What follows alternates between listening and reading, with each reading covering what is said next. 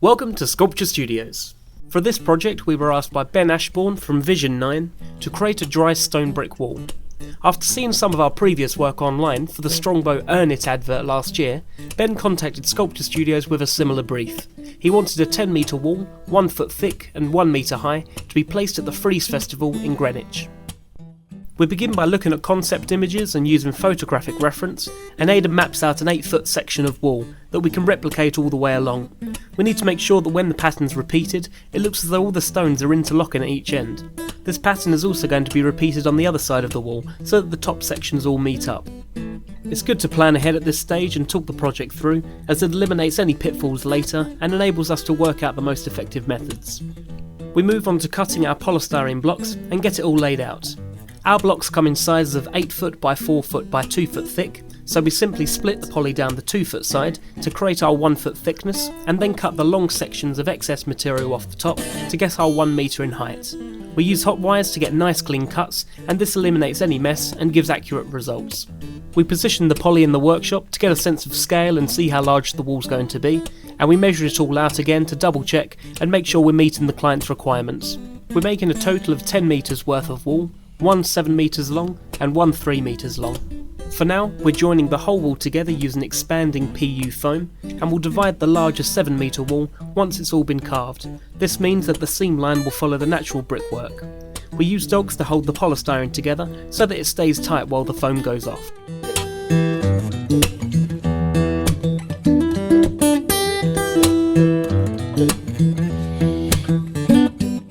This plan that Aden's mapped out is designed to line up at both ends. This means that when the pattern moves on to the next section, all the brickwork will match up and the two designs will flow into each other. Even though this pattern is going to be repeated 3 times on either side, the idea is that by the time the wall's completely carved and all the stones given their own individuality, you won't be able to tell that the same original pattern has been replicated. To save time on drawing the same pattern out 6 times over, we've created a stencil and we're spraying the design straight onto the poly. We simply transfer the design on, move the stencil across, and make sure all the brickwork matches up at the next section. We need to make sure that when we transfer the design onto the other side of the wall, we flip the stencil over. This means that it's going to be a mirror image and not different at either end.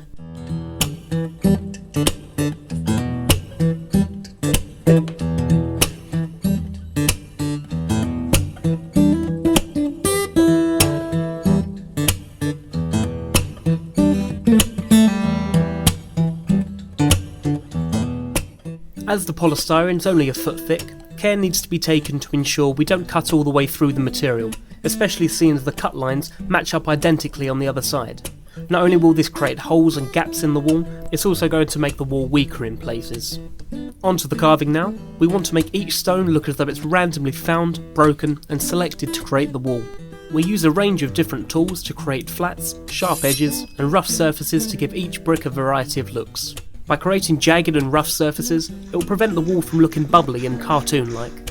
The beauty of this kind of work is that nothing's set in stone, excuse the pun. The idea is to create a unique and random look for each brick, and make each one look individual, undulating and natural.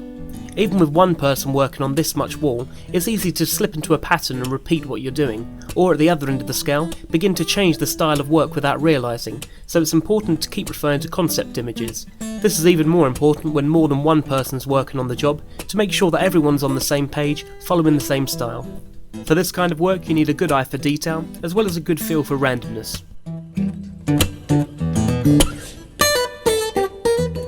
Here, the largest 7 metre section of wall is being divided so that it can be transported in 2 pieces. It's being cut down the grooves in between the bricks, so by the time it's set up on site, the seam line should be invisible. The wall's then sprayed with a flexible concrete render that gives it a stone-like texture, whilst keeping it lightweight at the same time so it can be manageable. As people are bound to touch this, it protects the polystyrene from being easily damaged, and it just gives it that realistic feel.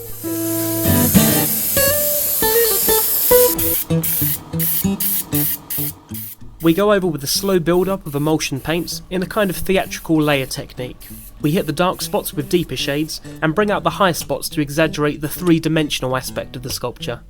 The rock's made up of loads of different shades of grey and a fleck of colour here and there to give it an organic feel, and by just hitting the top of the concrete you can see how the texture aids to give it that dry flint look.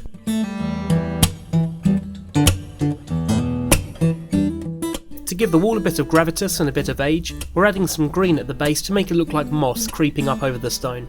It just breaks the grey up and generally gives it a more natural look. The walls were designed to be a sort of replica of an advert that was on TV not too long ago for the 3 Mobile network. Many of you in the UK will probably have seen this. It's the one set in the countryside with the little moonwalking pony, and in a couple of the shots you can see a small country wall, and this was supposed to look like that.